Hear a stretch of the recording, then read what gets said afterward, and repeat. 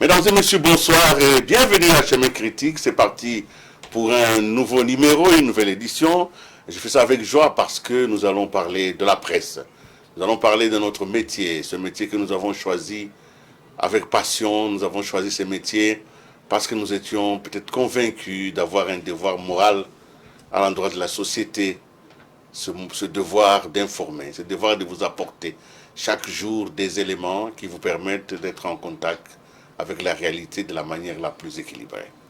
Nous avons choisi ce métier parce que nous pensons jouer un rôle important en tant que charnière dans la transmission du savoir, mais surtout dans l'élaboration d'une société démocratique. Le journalisme est un métier difficile parce que c'est un métier de responsabilité. Il n'y a aucun moment, il n'y a aucune erreur qu'on peut lui pardonner parce que les erreurs en journalisme peuvent créer des très très graves dégâts. Pour en parler, j'en parle avec joie parce que depuis quelques mois, il existe un laboratoire dans les secteurs. Le laboratoire des recherches en sciences de l'information et de la communication, c'est donc une instance scientifique qui permet d'alléger la difficulté que nous avons de comprendre parfois des réalités mutantes. Nous vivons des choses que nous ne comprenons pas. Des fois, il faut aller vers les chercheurs. Ils vont donner aux réalités que nous vivons un contenu scientifique. Pour en parler, j'ai donc deux professeurs d'université, mais d'abord des chercheurs. Des hommes aguerris au concept, mais surtout à l'analyse. Ils vont nous en parler parce que ce matin, il y a eu une rencontre, ce qu'on appelle une rentrée scientifique de ce laboratoire qui a organisé un bon panel. Nous allons y revenir quelque peu en détail. Mais laissez-moi vous présenter mes deux invités. Le premier que vous voyez à votre gauche, mais à ma droite à moi, c'est le professeur Pierre Sana. Bonsoir. Bonsoir. Avec joie, je vous retrouve aujourd'hui. Vous êtes professeur de journalisme de l'Institut facultaire des sciences de la communication, mais aussi de l'Université de Mbujimaï. Vous avez choisi donc d'enseigner et c'est un métier qui est un métier difficile, mais un métier passionnant. En face de vous, pour la première fois depuis que je l'ai cherché vraiment comme on cherche une aiguille dans un foin, mais il a aujourd'hui accepté. C'est le professeur Madimba Kadimanzouzi. Bonsoir. Bonsoir, très content d'être là. Voilà, vous êtes professeur de droit à l'Institut facultaire des sciences de l'information et de la communication, voilà. Et vous êtes écrivain. Et le nom Kadimanzouzi est connu. C'est un nom qui s'est totalement révélé dans les domaines de la littérature. Et merci donc d'être là. Vous êtes mes deux invités avec lesquels nous allons essayer de parler. Quelle est la problématique de ce soir? Aujourd'hui, il y a des journalistes qui sont allés chercher l'info, ils ont fait l'investigation et ils ont publié cette information. La loi leur permet, la pratique, l'art et l'histoire nous permettent de protéger nos sources. Qu'est-ce que ça veut dire en réalité, protéger sa source d'information? Dans un monde comme celui-ci où la bulle a éclaté, tout est mis aujourd'hui sous la lumière. Qu'est-ce que signifie exactement pour un professeur enseignant du journalisme la protection des sources? Ça veut dire quoi, professeur Sana? Alors, ça veut dire qu'il arrive que le journaliste soit amené à cacher l'identité de la personne qu'il a informée. En réalité, lorsqu'on est journaliste, on exerce un métier qui consiste principalement à rapporter les propos des autres. Le journaliste n'a pas souvent le droit de s'exprimer lui-même en son nom personnel. Il relate les faits et pour le faire, il utilise les déclarations d'autres personnes. C'est comme ça qu'il est soumis à une obligation, à chaque fois qu'il prend la parole, de rapporter les faits et d'identifier les personnes qui sont les auteurs des propos qu'il rapporte. Mais de temps en temps, on lui permet, on tolère qu'il cache l'identité de ces personnes-là selon que celles-ci ont requis l'anonymat ou bien si le fait de révéler les noms peut les exposer face à des dangers quelconques. Voilà. Alors, ça, c'est bien dit, professeur Madimba, vous êtes professeur de droit, donc est-ce que la loi permet la protection des sources ou bien c'est le journalisme lui-même en tant que science pratique qui a créé ce droit? Ouais, il faut déjà partir de l'histoire du journalisme. La protection des sources est un élément qui est très vite apparu, de telle manière, excusez-moi, de telle manière que le journalisme puisse s'exprimer, avoir de l'information qu'il vérifie bien sûr dans le traitement de l'information, mais il a fallu, on l'a répété à l'envi, la loi Mouyaya, donc la loi fixant les modalités de l'exercice de la presse, du 13 mars 2023, en son article 95, précise que les journalistes ne peuvent divulguer leurs sources d'information. Donc c'est inscrit, il y a une protection de la source, c'est inscrit dans la loi. Cependant, dans l'article 96, je pense, qui suit, on tient à préciser que toute personne détenant, toute autorité publique ou toute personne publique détenant une information est obligée de la donner aux journalistes. Donc la rétention d'informations est une exception, oui. Le principe étant de la donner. De donner. Mais évidemment, la loi sur l'accès à l'information n'est pas sortie et ça fait des années, c'est un combat que nous avons perdu déjà. Oui, je ne m'inclus pas dans votre nous, mais n'étant pas journaliste, mais je crois que le combat mérite d'être poursuivi. Parce qu'il y va de l'intérêt de toute la communauté que les journalistes se sentent suffisamment protégés, y compris avant tout par la loi. Nous allons aller là où s'est déroulée cette journée scientifique. Nous allons donc aller au centre de Bruxelles. Nous allons suivre un extrait de ce que le ministre Mouyaya, qui a été cité avec beaucoup de bonheur ici par mon invité, ce qu'il a dit, un tout petit peu de l'obligation de transparence et en même temps de la protection des sources. Qu'est-ce que le gouvernement en pense? Quelle est l'appréhension du ministre qui lui aussi a pratiqué quand même pendant très longtemps ce métier que nous aimons, pour lequel nous sommes souvent persécutés? Suivant. Aucune loi n'aura totalement tout organisé. Aucune, pour commencer. Deuxièmement, ce qu'il faut que nous on intègre, c'est que lorsque vous faites une loi, je donne l'exemple par exemple de la Constitution, avant même que je ne parle de la loi sur la presse, quand vous lisez notre Constitution, moi je dis que c'est une Constitution prévisionnelle. Parce qu'en réalité, tout ce que la Constitution nous recommande de faire, nous ne sommes pas économiquement en mesure de le faire pour implémenter pleinement ce que le Constitution voulu. Je donne l'exemple de la gratuité. On a commencé à essayer de le faire 13 ans plus tard. Je ne vous ai pas alors de réduire à 40%, etc. Ça procède du contexte général du pays.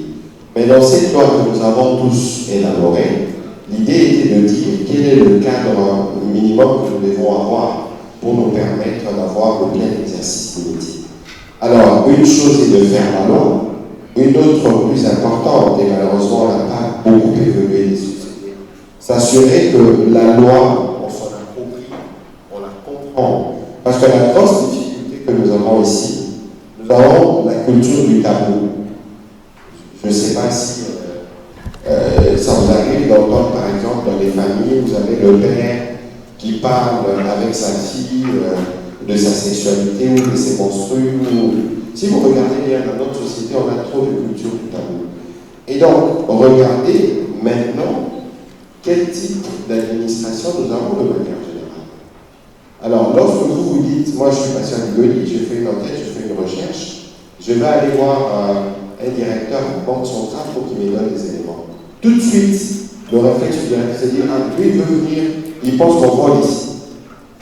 Donc, nous avons tous cet assemblage des préjugés qui ne nous prédisposent pas, nous, de manière générale, à être plus ouvert, à être plus transparent. Et donc maintenant, il y a une révolution qui doit s'écrire au niveau de toute l'administration, parce que je suis désolé, on parle beaucoup de rajeunissement, on parle beaucoup de modernisation. Je pense qu'au-delà de ça, il faut que cela s'impose à tout le monde. Bon, peut-être qu'alors, il faut discuter avec le ministre de la fonction publique et pas seulement, même députés, je sais de quoi je parle, même les députés n'ont pas toujours accès aux sources d'information telles qu'ils veulent, telles qu'ils les souhaitent. Parce que parfois, il y a des résistances. Mais ici, et ce qu'il faut saluer, c'est d'abord l'existence de la loi. C'est la preuve que nous avons pris conscience. Mais que par la suite, il y a un cheminement qu'il faut faire pour qu'on arrive à comprendre ce que la loi suppose en réalité pour tout le monde dans la société. Parce que le journaliste enquête à la fois sur les crimes économiques, à la fois sur les chantiers dans la route, sur le travail de la police. C'est-à-dire que toute la société doit être reformatée pour être en mesure de produire et d'être toujours où nous sommes une facilité pour que le journaliste puisse accéder aux sources. Et la situation de la liberté de la presse dans notre pays est soumise à deux réalités qu'il faut savoir. Voilà, vous nous excuserez pour le son, parce que c'est un son d'ambiance, et il n'y a pas longtemps que cette manifestation vient de se terminer, donc nous allons certainement revenir dans le journal télévisé avec un peu plus de finesse, mais c'était important. Le ministre parle des préjugés qui grèvent l'action de l'administration. Il estime que la loi est là, mais ce n'est pas aussi simple. Alors je vous demande, d'abord commencer par vous, est-ce que notre société, c'est une société quand même qui est sociologiquement anti-transparence? Est-ce que nous avons une culture de la dissimulation? Est-ce que sommes-nous vraiment une société capable de sécréter la vérité facilement? Ou bien nous avons une culture de la rétention, de la dissimulation, de l'ombre, de l'obscurité? Selon votre propre analyse. Mais je pense que je n'irais pas sur une culture de l'ombre, de l'obscurité, mais je pense qu'on est vraiment sur une culture de la rétention. Parce que nous avons un respect, voire sacré pour le chef, et il y a des choses que le chef fait qu'on ne doit pas avoir accès. Maintenant, dire que nous sommes statiques, non, puisque voilà, il existe cette loi a été publiée, cette loi a des restrictions, parce qu'ici on ne parle que de la protection des sources, mais il y a des cas, notamment l'atteinte à la sûreté de l'État, tout ce qui concerne la défense, où nos libertés publiques doivent être remises en question et interpellées. Le fait, par exemple, d'être en état de siège, vous ne pouvez pas avoir la même liberté de communication. Mais la transparence est, ou devrait être, je dirais, le principe, et l'exception, l'obscurité ou la répression. Parce que quand je cause avec les journalistes, quand je cause avec les activistes des droits de l'homme, les professeurs d'université, tout le monde est presque unanime qu'on ne doit pas dire tout, qu'on ne doit pas tout montrer. On a l'impression qu'il y a des choses qu'il ne faut pas. Pourtant, l'information, c'est pas ça. Il faut tout dire, il faut rien cacher. La transparence, c'est cela, non, professeur Sana? Non, mais je crois que parmi les critères de traitement et même de l'information, il y a un critère qu'on appelle la pertinence. Et ce critère demande aux journalistes de se poser la question sur la nécessité de communiquer une information à un moment précis. Donc la question de l'opportunité, la question de la pertinence se pose, même dans la sélection et dans le traitement de l'information. C'est justement pour dire qu'on ne peut pas tout dire à tout moment. Et je crois qu'il y a même une sagesse qui dit que toute vérité n'est pas bonne à dire. Mais il n'est pas scientifique. Hein? Non, du tout. Mais voilà. Si la recherche scientifique vous impose une démarche et que vous arrivez à des évidences, oui. Alors, si vous commencez à dire est-ce que c'est pertinent ou pas, vous n'êtes plus dans la science. Non, mais c'est dans le journalisme. Non, le journaliste, je crois, d'abord, il faut admettre que le journaliste, c'est pas un scientifique. Voilà, le chercheur, le scientifique, il peut arriver à des vérités. Le journaliste peut évaluer la pertinence d'en parler ou pas à son public. Mais professeur, donc, il y a quand même deux niveaux. J'insiste. Hein. Oui. Dans le journalisme, on enseigne aux jeunes, on leur dit que les faits sont sacrés. Oui. La sacralité des faits, est-ce qu'elle résiste à l'analyse de la pertinence? Alors, les faits sont sacrés, oui, c'est vrai, mais il y a la question de l'opportunité d'en parler. Là, Les faits sont sacrés, On mais ne leur change pas. divulgation Voilà. n'est pas nécessairement pertinente. Voilà. Et je veux revenir sur une très intéressante question que vous avez posée lors de ces assises de Mardi-Larcy. Oui. Il y a autant la protection de la source et le devoir de ne pas divulguer, mais dans certains cas, à côté de l'imposition légale, il y a une imposition morale. Est-ce que le fait de me taire ne va pas aider à la perpétration d'un crime ou d'une infraction? Et là, le journaliste, parce que le journaliste, sa première fonction est de collecter, la deuxième est de traiter. Mais dans le traitement, il doit avoir des critères légaux, mais aussi, comme l'a dit le professeur Sarah, des critères professionnels et des critères moraux. Et donc la sacralité des faits se heurte à la réalité du moment. Ça signifie en réalité, et nous avons donc deux pratiques du journalisme, parce qu'à partir du moment où il y a de l'autre côté ceux qui disent que non, les faits sont sacrés, ils doivent être divulgués, de l'autre côté nous disons que nous pouvons évaluer l'opportunité, ne sommes-nous pas en train de développer dans les chefs des journalistes l'autocensure? Non, Est-ce qu'ils ne sont pas en train de se censurer? Non, je crois que la sacralité de faits interdit aux journalistes de les déformer. Oui. Voilà. De ne pas bouger ces De ne faits. pas bouger les faits. Ils doivent les constater tels quels. Après, ils sont formés pour juger de l'opportunité de les diffuser. Donc là, je crois qu'il y a deux niveaux de décision à prendre. Et je rejoins, pardon. Oui, je t'en prie. Je rejoins le professeur Sana en disant ceci. Une ville est encerclée par des rebelles. Vous avez l'information que l'armée va attaquer à 5 h du matin. Vous faites... L'armée attaque à 5 h du matin. Mais c'est un scoop. Oui, mais est-ce que c'est opportun? Est-ce que c'est pertinent? Voilà. Et est-ce que ça contribue à l'effort de guerre demandé à toutes et à tous? C'est une question qui se pose. Alors, l'équilibre entre dans les jeux des sociétales, hein, parce que nous sommes dans une société, chacun joue sa partition.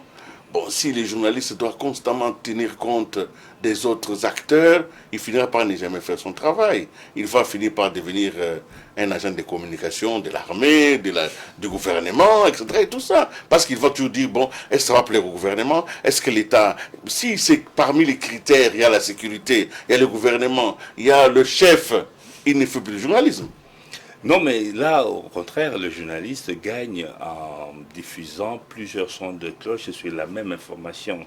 Nous avons dit que son métier consiste essentiellement à rapporter les propos des autres. Et dans ce travail, il est obligé à en donner plusieurs pour laisser au public le soin de se faire sa propre opinion. Et si le journaliste ne se fie qu'à une seule source, il prend vraiment le risque d'être instrumentalisé. Si on prend le cas des conflits armés, si l'armée annonce qu'il a récupéré tel territoire, la moindre chose pour les journalistes, c'est d'appeler un habitant de ce territoire pour le confirmer ou l'infirmer. Même s'il ne peut pas avoir accès à la fraction rebelle qui est dans l'autre camp, au moins il peut faire témoigner la société civile et dans ce cas-là, il aura au moins 2 sons de cloche à donner. Et c'est ça qui participe à l'équilibre. Ce journalisme pratiqué par les Américains, vous vous rappelez la guerre du Koweït, la guerre d'Irak, les journalistes étaient transportés dans les chars et tout ça, ce qu'ils filmaient passait par une cellule de filtrage, leurs commentaires étaient lus d'abord par un colonel. Nous sommes encore dans le journalisme là. Non, du tout. Et il y a il y a une abondante littérature scientifique là-dessus, y compris produite par les Américains, pour dénoncer cette manière de faire. Donc on n'était plus dans le journalisme, on était dans la communication de l'armée américaine, évidemment. En tout cas, si vous venez de nous rejoindre, nous sommes ici à HMM Critique. Je reçois 2 éminents professeurs, le professeur Pierre Sana et le professeur Madimba. Nous parlons de la protection des sources et du journalisme. Évidemment, tout à l'heure, quand j'ai participé, quand vous étiez là avec nous à cette matinée, il y a le professeur Matoumweni qui a dit quelque chose qui m'a intrigué, mais qui m'a beaucoup plu. Il parle de la protection des sources, et là, nous avons un journaliste professeur et un juriste. Il dit que les juges, lui, il a la possibilité de citer sa source, mais de ne pas donner l'info. Et le journaliste a la possibilité de donner l'info et de ne pas citer sa source. pouvez-vous un peu discourir sur cette... il en a parlé un peu en latin, j'ai pas très bien compris. La rationae materie et la rationae personae. Ah ouais, non, c'était ça. Hein, donc, essayez un peu de discourir sur ça. Vous, par exemple, pour le journaliste et vous pour le juge. Tu commences ou tu... Non, le journaliste. Alors, oui, mais le professeur Mato avait tout à fait raison d'expliquer que Oui. le secret pour le journaliste porte sur l'identité. De sa source, parce que son travail en réalité c'est de donner des informations. Alors pourquoi les journalistes gardent l'identité de sa source?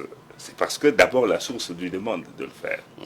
C'est parce que la source estime que si on dévoile son identité, il serait en danger. Oui, oui. Et en journalisme, on dit qu'un journaliste vaut ses sources. Donc la qualité, la crédibilité de l'information, c'est Tant proportionnellement que à ce celle qu'il de la dit fausse. c'est vérifié, il a donc raison, on n'a pas besoin de connaître Ah forcément non, les sources. c'est clair Oui. qu'on n'a pas besoin de l'obliger à dire ses sources tant que les faits peuvent être vérifiés. Évidemment, sur des terrains politiques, souvent, certains acteurs veulent savoir qui vous a derrière ça. vendu la mèche. En réalité, ce n'est plus vraiment le problème du contenu de l'information, mais c'est le problème de cheminement de l'information de quelque part vers le journaliste. Et ça, on en a aussi parlé. Et je crois ce matin. qu'on peut citer un cas anecdotique. Ouais. Notre confrère, je crois c'était de Tempête de Tropique dans les années 90, qui s'est tombé sur une liste des généraux et de leur qualification scolaire et tout ça. Ouais. Hein. Alors, il a publié dans Tempête des Tropiques la liste des généraux. D'autres n'avaient qu'un diplôme, même pas un certificat, donc n'avaient jamais été à l'école. Alors, cette liste-là, je crois qu'il est en exil, hein, et je le salue de là où il est, parce qu'il est parti il y a 30 ans. Alors, on l'a pourchassé dans cette ville pour pouvoir citer qui, au niveau de l'état-major de l'époque, avait pu donner une telle information. Mais on devrait normalement les savoir. Normalement, les profils des chefs doivent être publics. Alors, c'est ça, justement, que la problématique de la source de l'information est intéressante. Oui. Parce qu'en même temps, la source, c'est le document. Hein? C'est le document que le journaliste exploite et qui montre les niveaux de chaque général. Oui. Mais la source, c'est aussi la personne Qui vous donne qui le vous document. donne le document. Voilà. Et donc, il y a deux problématiques de nature différentes. Oui, oui. Voilà, il y a vraiment, on est dans les sciences du langage pour savoir qui parle à travers la plume du journaliste, mais on est vraiment en pleine sociologie lorsqu'on va maintenant voir les circuits d'influence et de négociation entre les journalistes et ses sources, et c'est là que ça devient extrêmement important pour les journalistes. Donc, la protection de la source, Oui. il est quand même un consensus entre le journaliste et sa source. Oui, mais... Ou bien c'est systématiquement qu'on doit protéger nos sources. Non, pas systématiquement, c'est une exception à la règle de la transparence. J'ai commencé par dire que le journaliste doit, en temps normal, donner ses sources. Parce que c'est Je dis aujourd'hui, Willy Kalengai est nommé Premier ministre selon l'AFP, selon l'AFP, voilà. selon la Parce que CP, ça ne vient pas voilà. du journaliste. Tant qu'il ne donne pas la source, D'où est-ce qu'il a tiré ça? ouais, il faut qu'il Voilà. donne pour que le public juge de la crédibilité de l'information. Alors, Après, un journaliste dans peut dire, certains écoutez, M. Pierre Sana est nommé ministre de la communication, je protège ma source. Il peut dire ça? cas. Non, mais ils ont trouvé des formules pour dire selon des sources proches d'eux, selon des sources généralement bien informées. Là, on sait qu'il n'a pas le droit de divulguer l'identité précise. Alors, pour les juges, ça se passe comment? Mais alors, le juge, déjà, je voudrais ajouter juste une dernière chose avant de passer au juge, c'est qu'il faut voir aussi la protection de la ressource comme simplement la protection de quelqu'un qui tient à rester en vie. Hein. Ouais. Il y a déjà ce problème-là, parce que, oui, si je vais dire que, je ne sais pas, Rihanna va à son 5e enfant, il n'y a personne qui est menacé, mais si je sors une liste stratégique comme celle que vous avez parlé, la personne est en danger. Et l'anonymat est requis par la source. Ouais. Ce n'est pas systématique. Donc, Mais vous savez aussi que les manipulations existent. Ah oui. Ah oui. On peut avoir une source qui requiert l'anonymat parce qu'elle est une source des manipulations. Ah, tout à fait. Elle choisit un journaliste, elle sait que si je passe mon info par là, et la source cherche les faits de ce que ça va produire. Oui. Tout à fait, mais c'est ça qui est intéressant, c'est que, je répète, le journaliste collecte et traite, et toute la responsabilité du journaliste, c'est pour ça que c'est un métier difficile, c'est un métier qui devrait être très bien rémunéré, parce que c'est un métier qui concrètement participe à l'élaboration de l'État. Le discours du journaliste est un discours sur la construction de l'État. C'est pour ça qu'il faut le protéger. Mais pour revenir au juge, le juge a un objectif différent de celui du journaliste. Le journaliste informe, le juge recherche la manifestation de la vérité. C'est ça. Il doit établir que les faits qui sont portés à sa connaissance se sont bien passés de cette manière et telle ou telle personne était impliquée. Mais s'il cache l'info, c'est pour pouvoir, dans le secret de l'instruction, parvenir à ses fins, trouver la vérité. Mais la personne qui a donné l'info, c'est une personne que je dois pouvoir confronter à d'autres personnes pour savoir.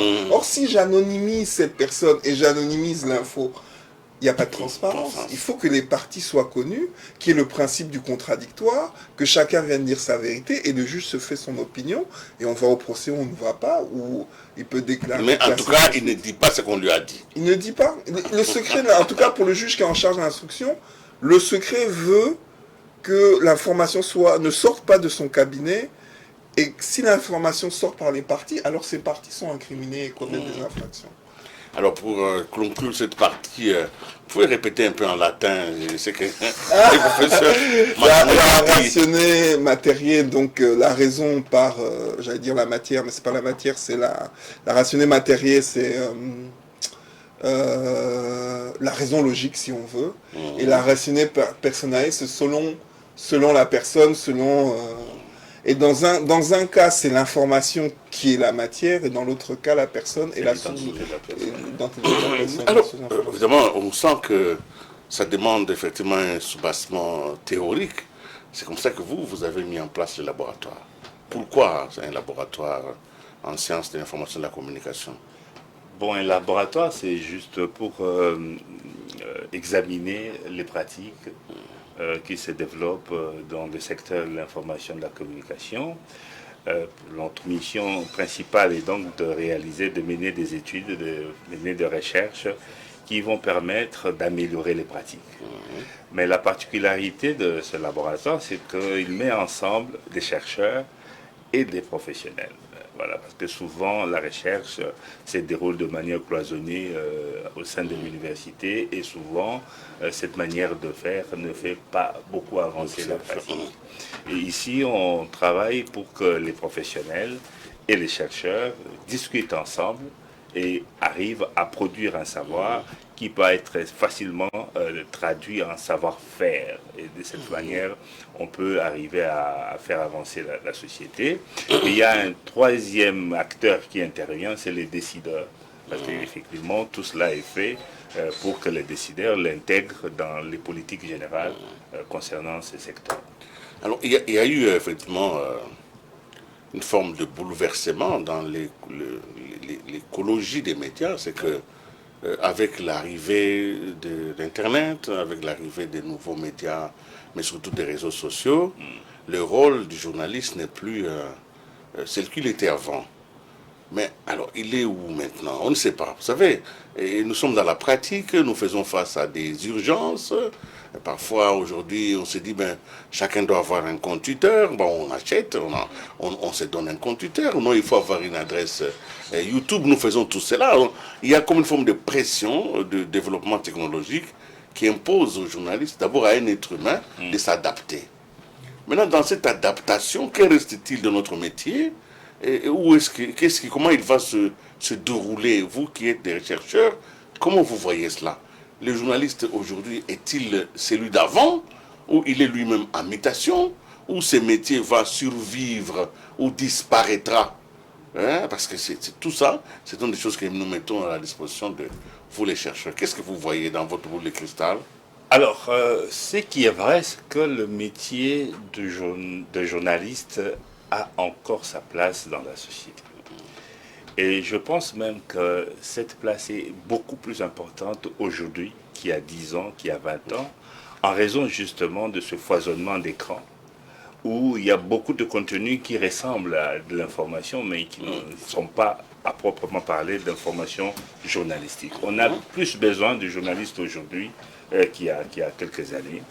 Mais ce qui a changé, c'est la manière de consommer l'information. On est passé de l'âge de l'information diffusée à l'âge de l'information partagée.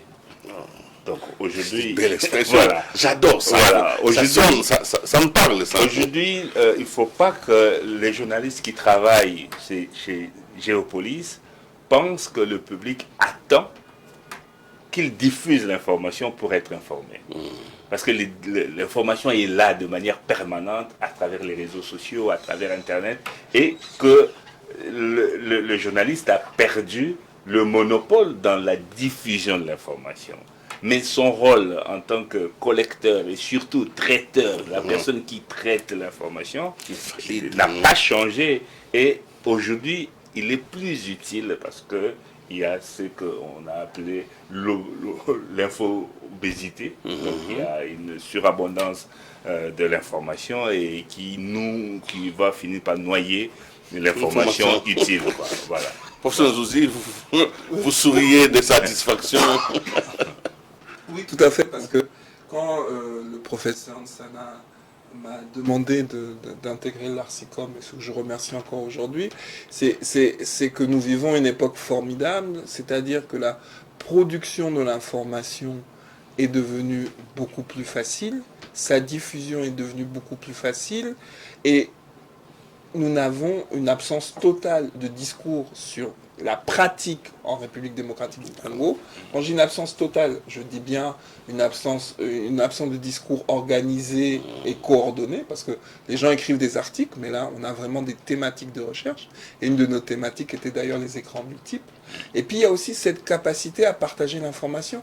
On n'a jamais été autant capable de diffuser une information. Demain, vous êtes nommé ministre, peu importe votre portefeuille, j'aurai votre CV, là où vous habitez, qu'est-ce que vous comptez faire, qui sont vos plus proches. Mais dans ce foisonnement d'informations, qui est l'arbitre?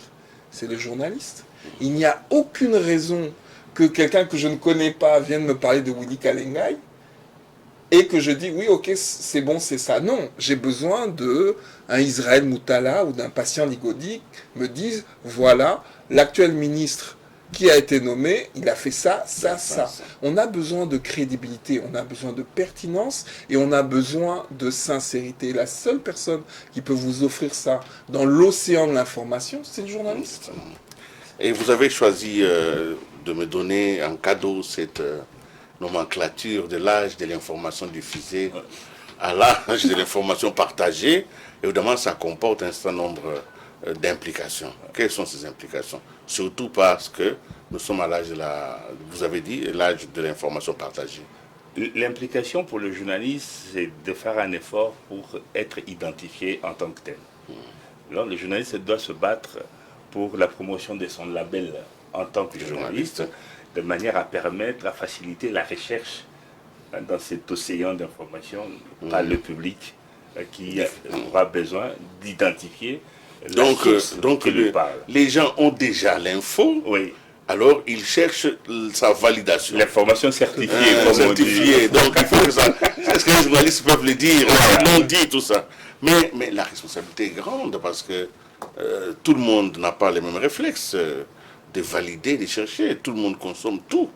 Oui, mais je crois que souvent il y a une théorie en sociologie de la communication qui dit que les gens ont tendance à s'exposer aux informations qui sont le plus en phase avec leurs propres opinions. Voilà, lorsqu'on est dans cette posture, on est capable de consommer tout et n'importe quoi. Mais il arrive dans la vie de chacun de nous, à un moment, de rechercher la vraie information. Et là, on a toujours besoin. Et je tiens à préciser que nous sommes dans des sociétés qui fonctionnent par référent. Donc je peux tout consommer, mais si mon référent en termes d'information me dit que ce n'est pas vrai, je remets tout en cause. Et c'est le but de chaque journaliste, est de devenir référent dans son domaine, dans son champ de compétences. Mais je sens quand même que la puissance, par exemple, le développement des réseaux sociaux semble être au-delà de la capacité même de l'État de réguler cela. Parce que tout à l'heure, vous avez parlé de l'infobésité. Donc, il y a tellement d'infos et données par n'importe qui, et dans tous les formats. On ne parvient pas à réguler cela. Ben, je prends un exemple très simple. Je ne sais plus quelle institution a dit par communiqué. Je pense que ça doit être la CENI. On ne peut pas encore afficher les candidats et tout ça. Et puis j'ai vu dans le communiqué, mais je trouve, les gens ont ri, mais je trouve que c'est très bien, et pas sur les groupes WhatsApp et pas sur les statuts. Bon, la capacité qu'a l'organe de régulation à aller sur les groupes WhatsApp et les statuts est quasi voisine de zéro. Parce que même aux États-Unis, pour pouvoir entrer, l'autorité, pour pouvoir entrer sur le compte d'un individu sur WhatsApp ou tout ça pour vérifier, il faut une multitude de procédures. Donc, à la limite, c'est pas la peine. Mais ce qui est intéressant, c'est que l'autorité se rend compte que, voilà, sur un groupe WhatsApp, dans un groupe WhatsApp ou des statuts, on peut afficher. Et c'est ça l'intérêt. L'intérêt, c'est de pouvoir découvrir ces nouveaux champs, de pouvoir réfléchir dessus et d'aider le décideur à prendre les mesures nécessaires. Peut-être que la période de pré-campagne ne doit pas être aussi courte. Peut-être qu'on peut décider que la pré-campagne, qu'il y a une pré-campagne sur les réseaux sociaux, puis une campagne en affichage dehors, et puis une campagne sur les chaînes de télévision. On peut avoir une hiérarchie des médias quant à la campagne.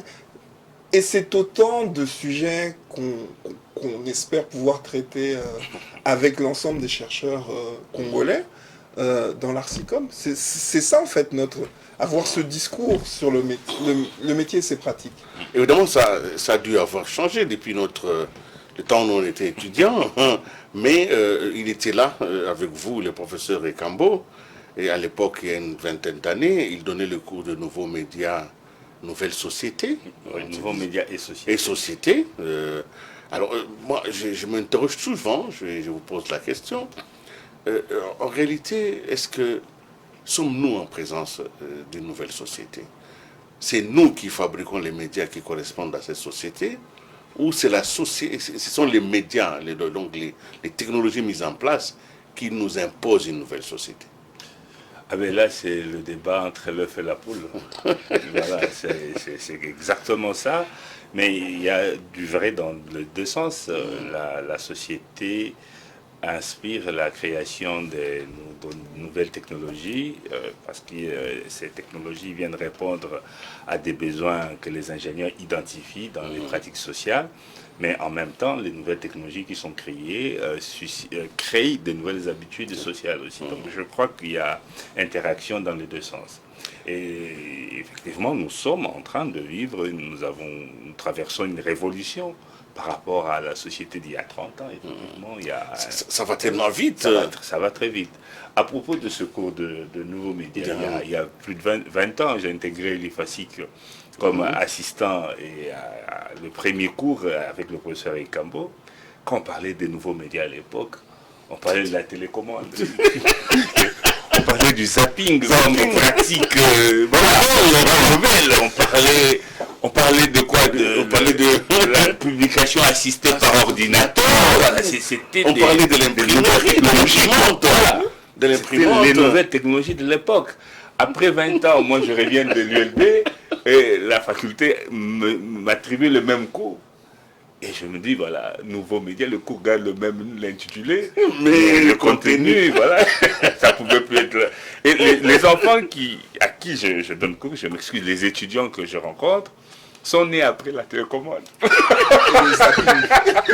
connaissent pas les zappings. Voilà, ils connaissent pas la. D'ailleurs, la télévision, tout a tellement changé. Ouais, ils sont nés après. Aujourd'hui, et puis nous, quand on grandissait, on parlait du téléviseur, on disait que c'était un discriminant social. Sa place dans la maison est centrale. Mais aujourd'hui, la télévision, les gens ne sont pas autour de la télé. Et il n'y avait qu'un seul écran à l'époque. Un seul écran, et d'ailleurs c'était même le rendez-vous autour duquel donc chacun avait... On savait que c'était 20h, que papa était le commandant de bord, et maman attendait les séries, et les enfants attendaient le dessin animé. C'est intéressant de lire Jean-Louis Missika, qui a écrit déjà en 2007 la fin de la télévision. Parce que cette télévision-là n'existe plus. C'est pour Aujourd'hui, ça elle est que sur nous, écran. dans l'Arsicom, on a parlé des écrans. Des écrans. Il y a sûrement des écrans, mais la télé ne veut plus dire la même chose. Alors, d'abord, on n'a pas beaucoup de temps pour... Ouais. mais je vais évoquer quand même un autre aspect. Je ne sais pas comment vous allez intégrer ça. Des chercheurs. Parce qu'au-delà de tout, il y a aussi l'intelligence artificielle. On en parle, on chuchote, avec peur. Aujourd'hui, on évoque la question, mais on n'a fait aucun débat. Pourquoi? Pourquoi c'est aussi effrayant? Alors, moi, je vais quand même apporter une nuance. Donc, en septembre 2019, le chef de l'État, le président de la République, chef de l'État, valide le plan national du numérique, 69 projets. Et dans ces projets, il y a l'intelligence artificielle. Donc, des séminaires, des forums et des recherches dessus sont prévus. Mais ça, c'est pour l'intelligence artificielle. Il y a un discours de l'État. Mais intelligence artificielle et presse, ça, il n'y a pas encore un discours. Après, l'intelligence artificielle fait peur parce que la question qu'elle présuppose, c'est est-ce que l'IA va remplacer l'homme? Si vous prenez un outil comme ChatGPT que j'ai utilisé il n'y a pas longtemps et qui est très intéressant, c'est que il est encore très faible pour pouvoir vous écrire un texte dans l'intégralité et sans faute, mais il est déjà assez fort pour vous donner la base. Si je prends la protection des sources en droit congolais, il va me faire un texte. Mais ce texte ne sera pas assez précis pour qu'il soit directement remplaçable. Amazon, aujourd'hui, demande, Amazon KDP, qui est comment on appelle ça, pas l'imprimeur, l'éditeur, la plateforme d'édition, demande à tous ses auteurs, et j'en fais partie, si leur texte a été fait à partir d'une intelligence artificielle. Vous devez le signaler. Dans certains cas, il accepte une aide à l'écriture. Dans d'autres cas, il refuse que le texte soit entièrement. Et donc, il y a des auteurs qui sont refusés. Parce que dans 5-6 ans, on sera devant des best-sellers. Bon, signé Pierre Salan, signé Madimba, mais totalement venu de l'intelligence artificielle. Je pense qu'il y a une nuance à faire. C'est qu'on sous-estime, nous avons peur de l'intelligence artificielle parce que nous prévoyons, comme dans Terminator, qu'elle nous remplace, mais nous sous-estimons l'intelligence humaine et notre capacité d'adaptation. Et c'est là que je vous renvoyais à un livre qui s'appelle Le journalisme en temps, les médias, ton livre. Journaliste, médias et conflits en C'est RDC. Journalisme en danger. Journalisme en chantier. Chantier. Si vous lisez ce livre pour faire un parallèle et que vous voyez comment le professeur Nzala a analysé comment justement le journaliste s'adapte à la situation entre les différents belligérants et la population civile, vous comprenez que l'IA, la problématique de l'IA n'est qu'une autre arène où le journaliste va s'adapter et où l'humanité va s'adapter. Nous sommes là pour vivre longtemps. En tout cas, je sais que l'angoisse est dedans, parce qu'aujourd'hui, on génère des vidéos, on génère des voix, on génère on peut voir quelqu'un d'autre qui parle avec ma voix, mais c'est pas moi. On peut voir le professeur San a donné cours dans une salle, mais c'est pas lui. Hein, donc, parce que tout ceci, le personnage, c'est très effrayant. C'est presque... Nous avons atteint la science-fiction. Effectivement, mais la science-fiction, je crois qu'elle avait été conçue pour devenir un jour réalité. Hein. C'est comme ça que les choses évoluent. Je vais te provoquer, on va rentrer, toi et moi, il y a 25 ans, 30 ans en arrière. Je me souviens d'un cours qui s'appelait secrétariat de... Aliphatique. Oh, ben c'est vraiment dur. Voilà. On dessinait des maquettes. On faisait le travail que fait l'ordinateur aujourd'hui. On devait réfléchir, calculer le nombre de signes par rapport à l'espace du journal avec les bodonies. Tu te souviens? Je me rappelle. Voilà. C'était effrayant en même temps. Mais c'était ça. Moi, j'arrivais en première année et parmi les noms des aînés, Willy était en deuxième année, on nous citait, si tu veux bien comprendre ce cours, il faut chercher Kalega, il faut chercher Nassor, etc. Mais aujourd'hui, ce cours n'existe pas parce que ce travail est complètement pris en charge par l'ordinateur. Voilà, il y a des gens qui étaient spécialisés dans ça. qui ont perdu leur boulot. Et il y aura d'autres personnes. Nous avions dans les imprimeries, Voilà. des gens qui... Et ils criaient, ils dessinaient, tout ça. Voilà. Voilà. Nous allons un tout petit peu rentrer à la protection des sources, parce que si ma source est l'intelligence artificielle, est-ce que je peux citer cette intelligence-là? Mais bon, nous ne sommes pas encore. Nous allons suivre Tivis Tivoadi, qui a quand même été aussi avec nous tout ce matin à la sortie officielle de cette journée scientifique. On le suit un peu, même si, comme je vous préviens, le son est un son d'ambiance. Nous reviendrons certainement dans un reportage élaboré, mais suivons quand même, pour la beauté du thème, Tivis Tivoadi, secrétaire général de GED.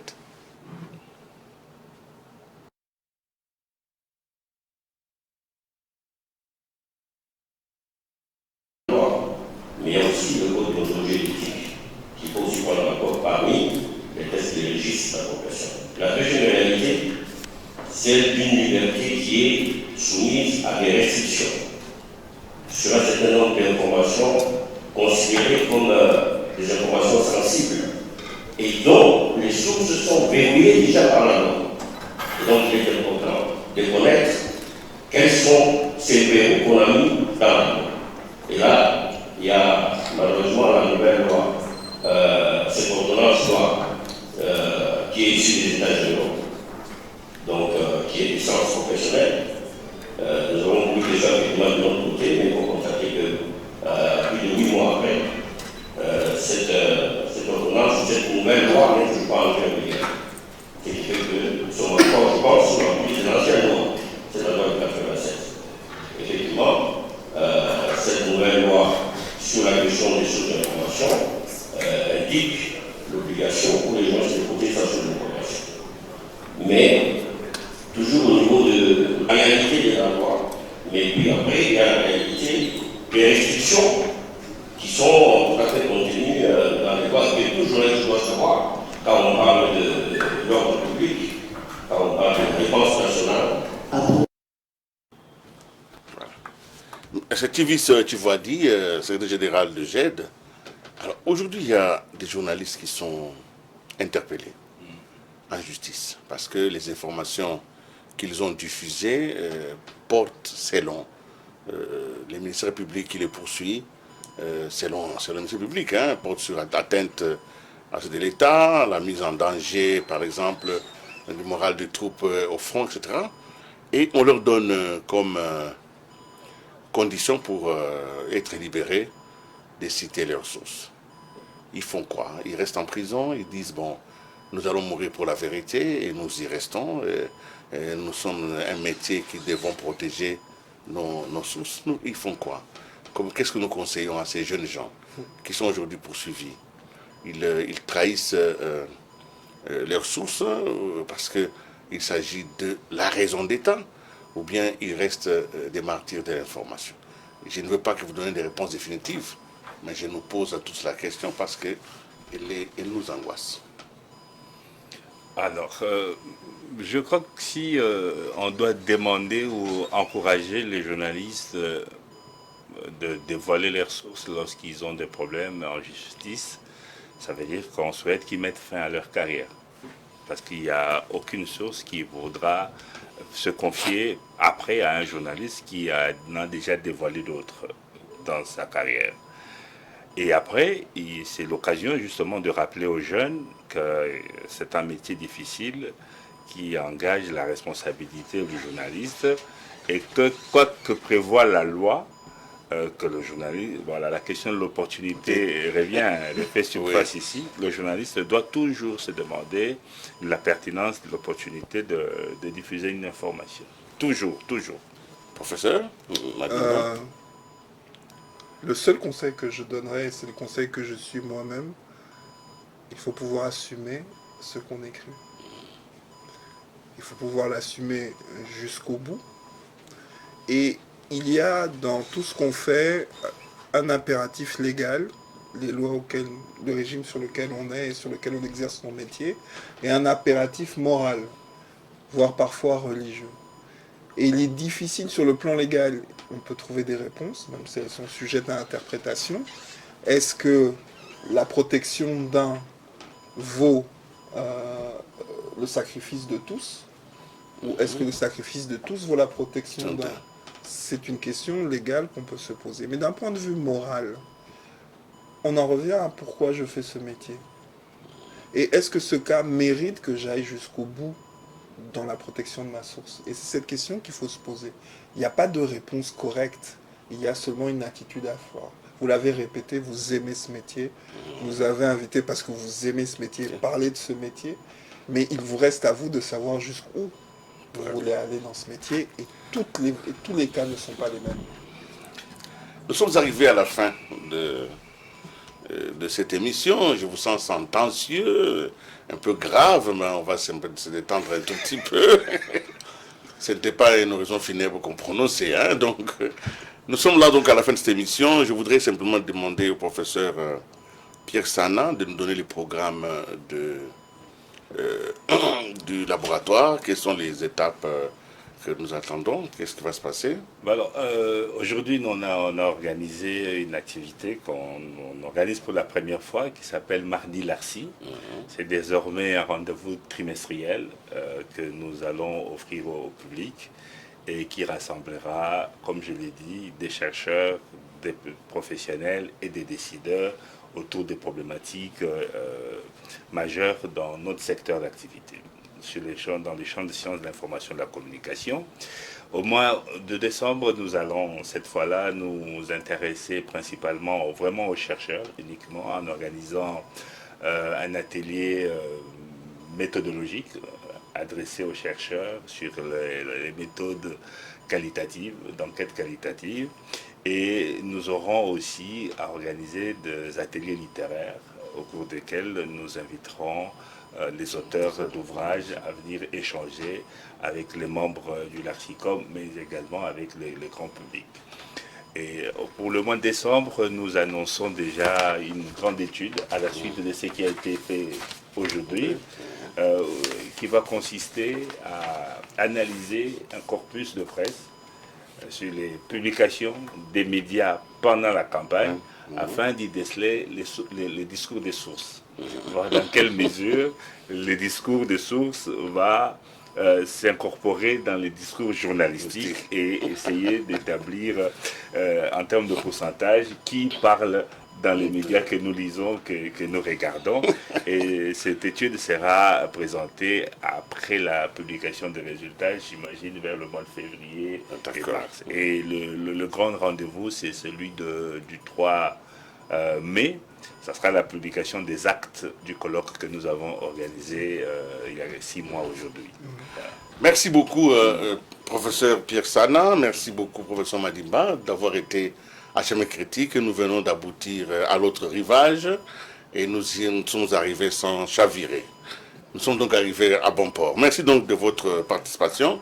Je ne peux souhaiter que bonne chance à ces laboratoires et nous allons accompagner, parce que nous, en tant que médias, nous aimons que des hommes qui connaissent viennent alimenter nos ignorances héréditaires parfois et même parfois même assumées. Alors, nous sommes à la fin, je disais, je voudrais peut-être profiter du savoir que je viens d'apprendre aussi. Nous sommes donc à l'âge de l'information partagée.